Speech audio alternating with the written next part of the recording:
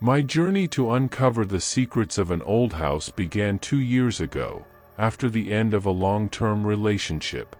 At 31 years old, after moving out of the house I shared with my ex-girlfriend, I lived in an apartment for a year. When the lease ended, I decided it was time to find a new home. This quest led me to Joe, a real estate investor, who offered me an affordable rental in an old but renovated house in a quiet neighborhood. The house was an imposing structure, situated in a secluded spot, surrounded by a dense group of trees that provided a veil of privacy.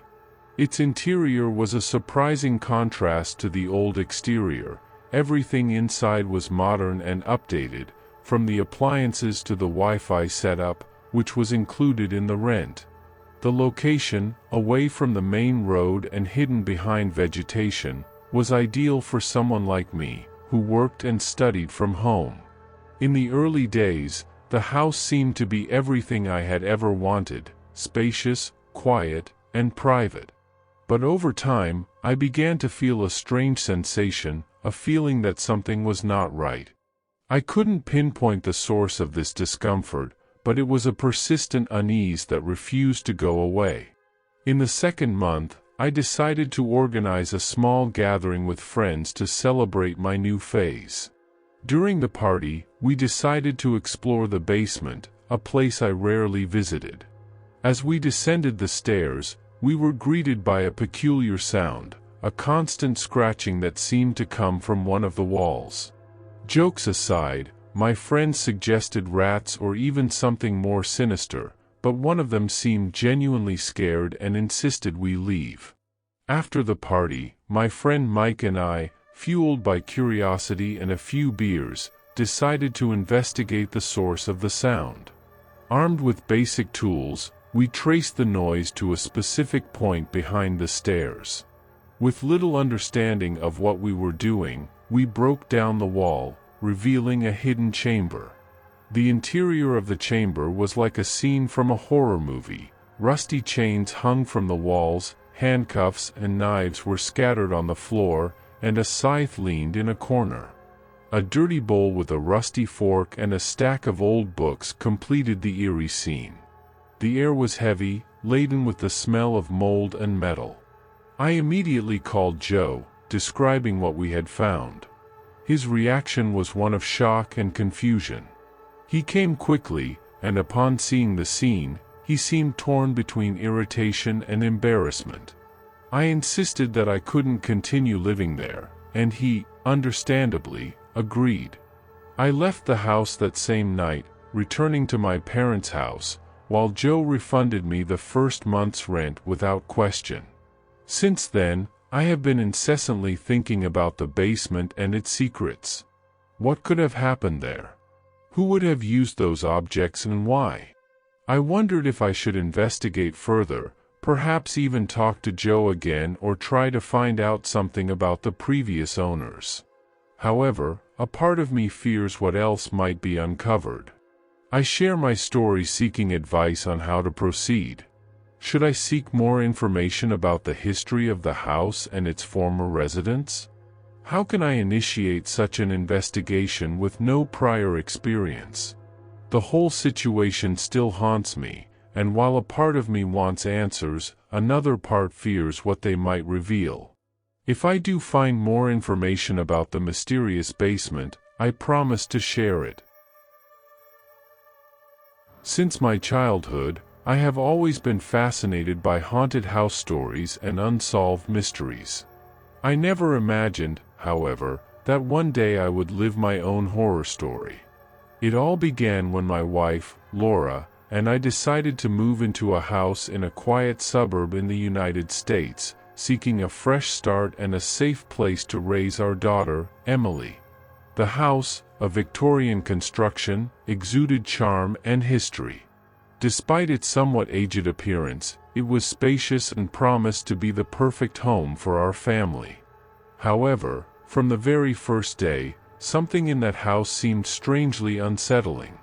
During the move, as we transported boxes and furniture, I noticed the lights flickering for no apparent reason, and a feeling of coldness pervaded the house, despite the heating system being in full operation. Laura tried to reassure me, saying it was just the old wiring and the quirks of an old house. I wanted to believe her, but something inside me whispered that there was more to it. At night, the dark hallways and creaking floorboards made us feel like we were in a classic horror movie. Emily, who was only 5 years old, began talking about an imaginary friend, something she had never mentioned before. She described conversations with a girl named Abigail, who supposedly lived in the attic. Laura and I assumed it was just a child's fertile imagination adjusting to a new environment. One night, after we had finally settled in, I heard a sound coming from the attic. It was a muffled cry, as if someone were in distress. Bravely, or perhaps foolishly, I climbed the creaky stairs with a flashlight in hand. The attic was empty, except for an old porcelain doll sitting on a rocking chair, facing the window. A shiver ran down my spine, but I tried to convince myself it was just the echo of my own footsteps. In the days that followed, strange events became more frequent. Objects disappeared and reappeared in impossible places, whispers were heard during the night, and Emily began talking more frequently about Abigail. She said Abigail was sad because she couldn't find her mother. I decided we needed to learn more about the history of the house. My research revealed that the house had belonged to a family in the early 20th century. A tragedy had occurred. The youngest daughter, Abigail, had disappeared without a trace. The family, torn apart by the loss, eventually moved away, leaving the house behind. Chilled by the discovery, I began to notice that Emily was becoming increasingly withdrawn, spending hours in the attic. One night, I woke up to her screams. Rushing to her room, I found her in a panic, saying that Abigail wanted to take her to play in the attic forever. I decided it was time to seek professional help. A medium was called in to investigate the house. During the session, a presence was felt, and a child's voice was heard through the medium, asking for help in finding her mother. According to the medium, the energy in the house was disturbed due to the unresolved spirit of Abigail. In the following days, as we tried to find a solution, the atmosphere in the house became increasingly oppressive. Shadows moved in the corners of our eyes, and the cries of a child were often heard at night. Laura and I were exhausted and frightened, primarily concerned for Emily's well-being. Finally, we made the difficult decision to leave the house. On moving day, as the last boxes were loaded onto the truck, Emily ran to the attic to say goodbye to Abigail. What she found there, according to her, was Abigail smiling, thanking her for finding peace. Since then, we have never experienced anything supernatural again. Emily stopped talking about Abigail, and our life returned to normal. My wife, Elizabeth, and I were starting a new phase of our lives in a quiet small town in Kentucky. We had both completed our master's degrees, I in education and Elizabeth in nursing, and had secured promising jobs, I as a teacher at a local school and she at a renowned hospital in the region. The journey to get there hadn't been easy, marked by long hours of studying and a mountain of student debt, but it finally seemed like our hard work was beginning to pay off. As summer was coming to an end, we began the process of moving from our old house in Nashville, Tennessee, to our new home in Kentucky. Most of our belongings had already been shipped by a moving company, leaving only a few personal items that we decided to transport ourselves. For this, we rented one of those large moving trucks and opted to travel during the night, considering that I wasn't exactly an expert at driving large vehicles. We thought that with less traffic on the roads, the journey would be smoother. And indeed, most of the trip went without incident. The roads were nearly deserted, and the darkness was only broken by the headlights of our truck and the sparkling stars in the sky. However, about 2 hours away from our destination, our tranquility was abruptly interrupted. A sudden loud bang and a jolt in the vehicle signaled a problem. One of the tires had blown out. I managed to safely pull over the truck, even with my heart racing. We got out to inspect the damage and saw that the tire was completely destroyed. It didn't seem like just a common flat tire. Something on the road had caused significant damage. Keeping calm, we began to think about the next steps.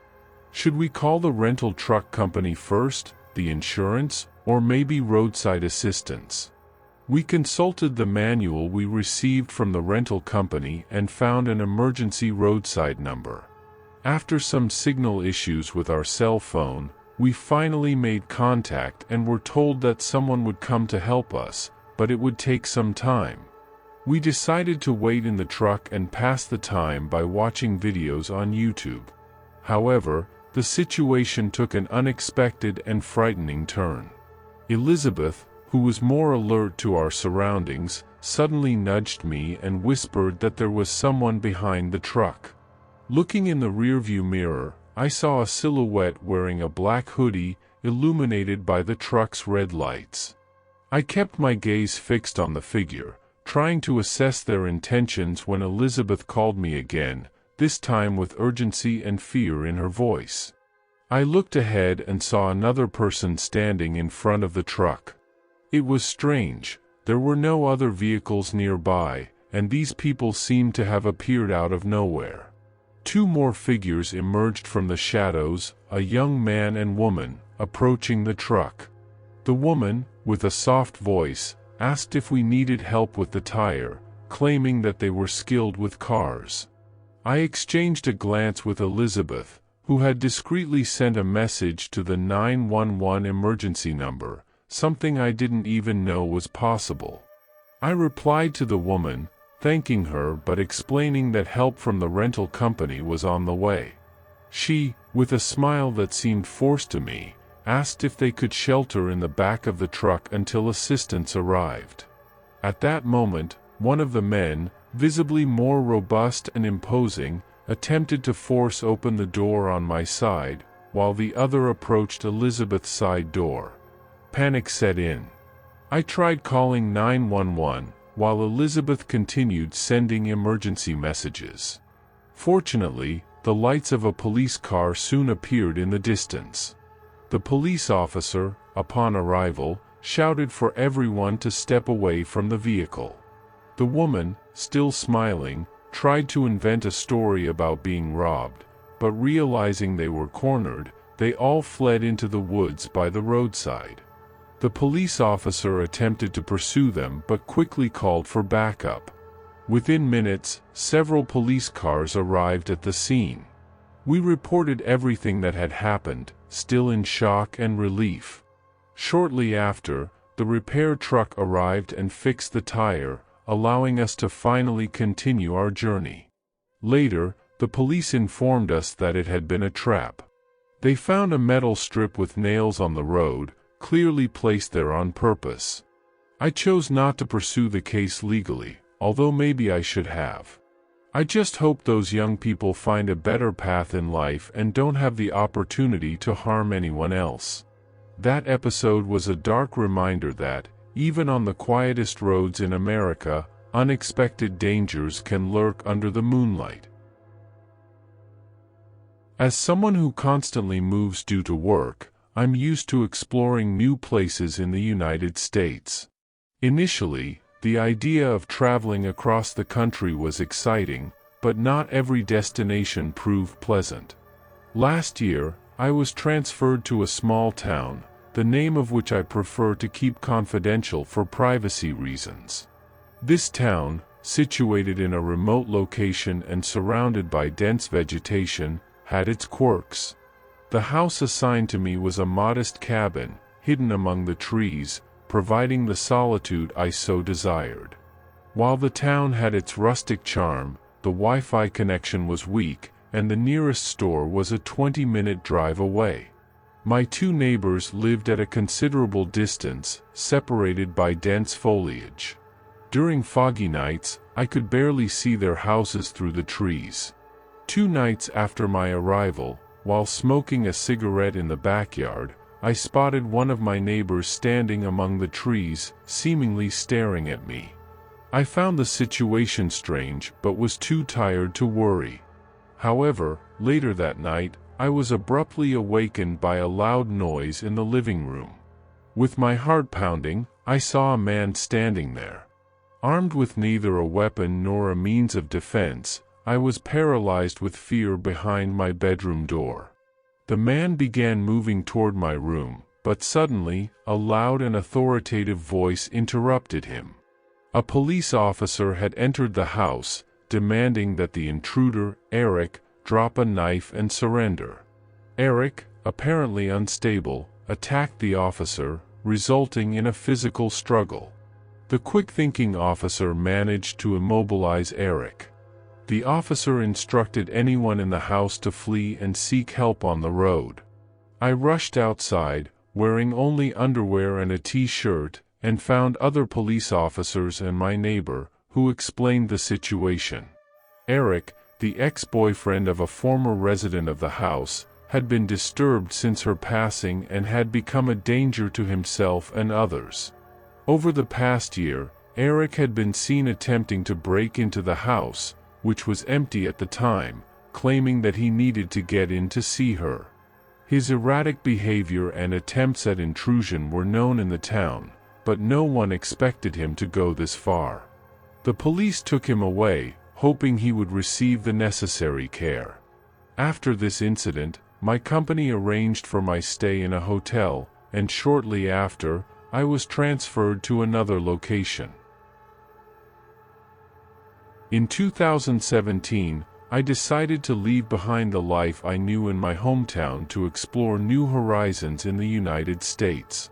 My traditional and close-knit family was surprised and saddened by my decision, but they knew it was time for me to experience the world beyond my own backyard. I left behind the hustle and bustle of a big city in São Paulo to settle in a quiet, picturesque small town in the U.S., full of charm and a welcoming community. My fiancé, Rick, and I were excited about this new phase. After visiting the town months before, we were enchanted by the friendly locals and the warm atmosphere that the town exuded. On moving day, despite some natural disagreements in the process, we managed to settle into our new home by 6 p.m. But our joy was quickly overshadowed by a series of strange and terrifying events. On that first night, an unexpected sound, like a slamming door, woke us up. Rick went to investigate and found that we had left the front door unlocked, which was unusual for us. He checked the house to ensure there were no intruders, but something inside me told me that something wasn't right. The next morning, as we were organizing the house, we found a mysterious package on the front doorstep with a note that said, "Welcome. Enjoy the house." Inside was an old glass, seemingly ordinary, but something about this gift made us uncomfortable. At night, as we tried to relax, we were startled by 3 loud knocks on the door. An elderly woman was outside, asking for help and claiming that an intruder was after her.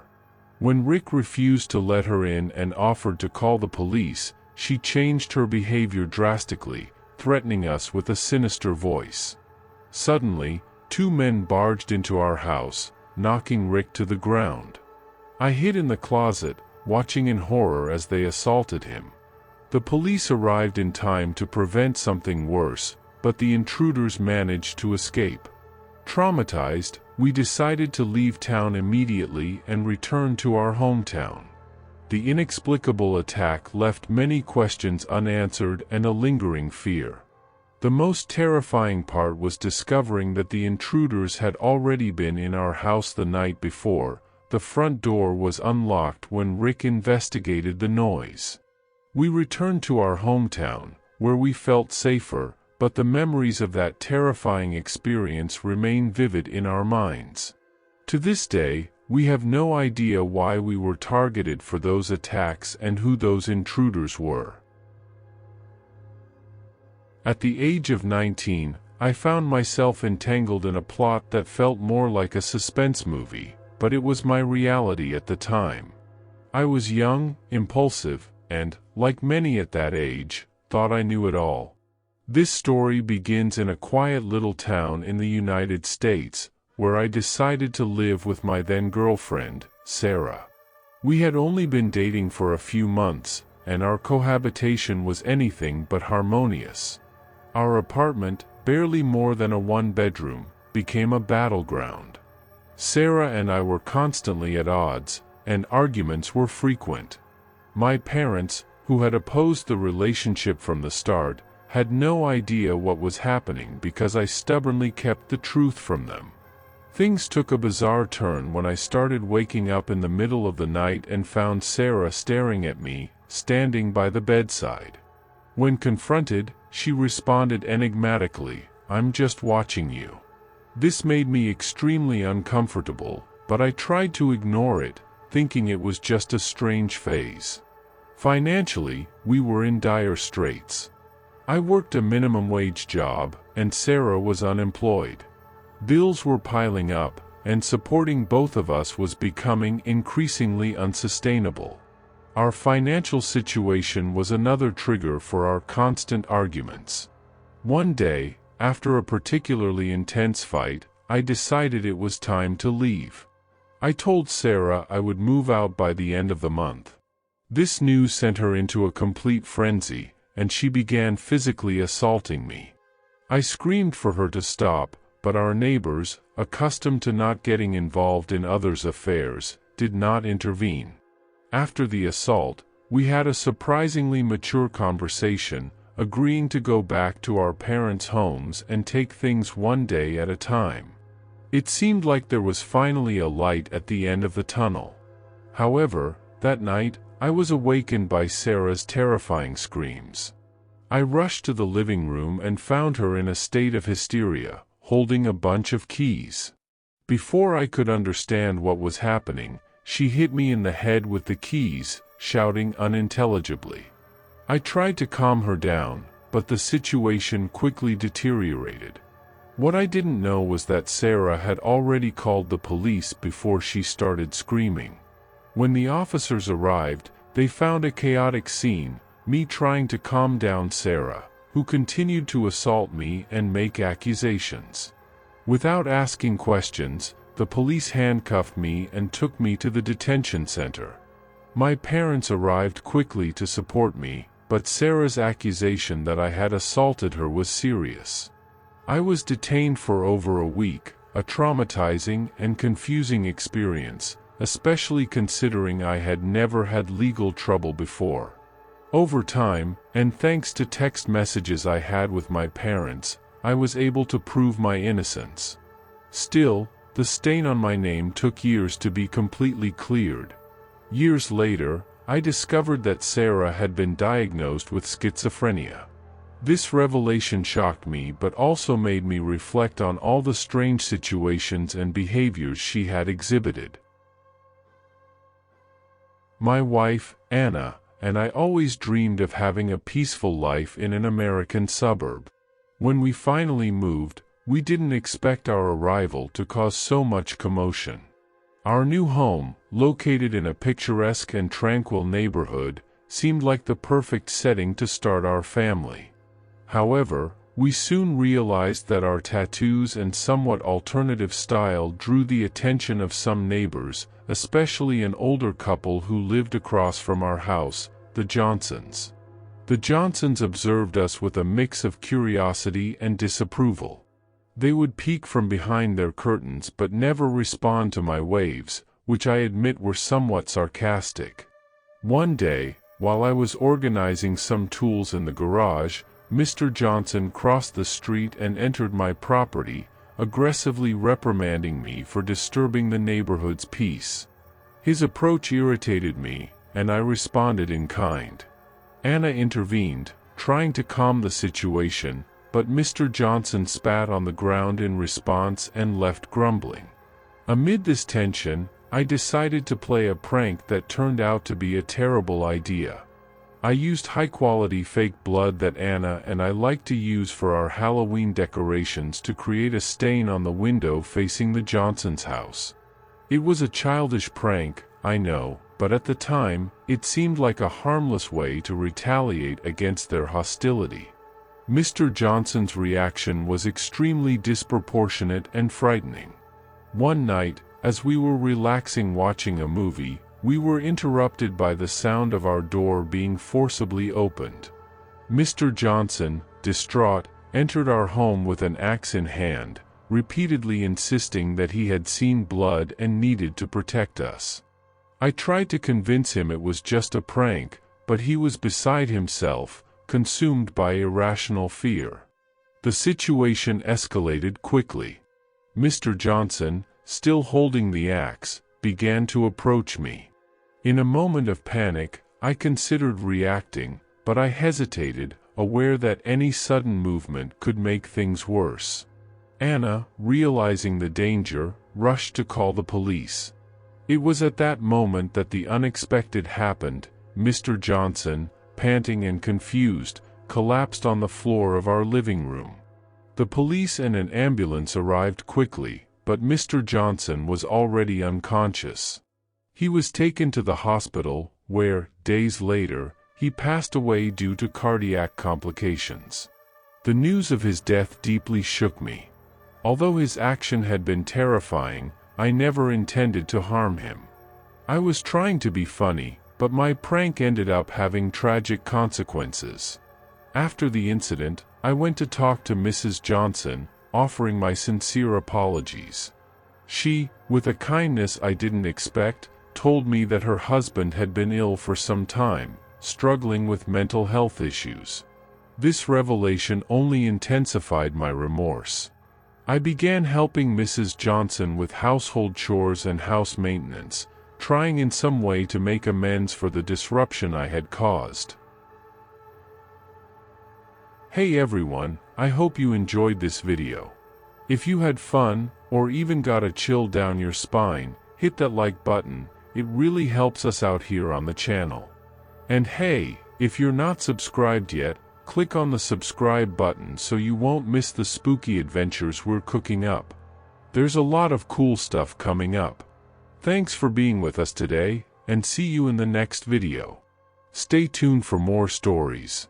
Take care, and remember, it's always a pleasure to be here.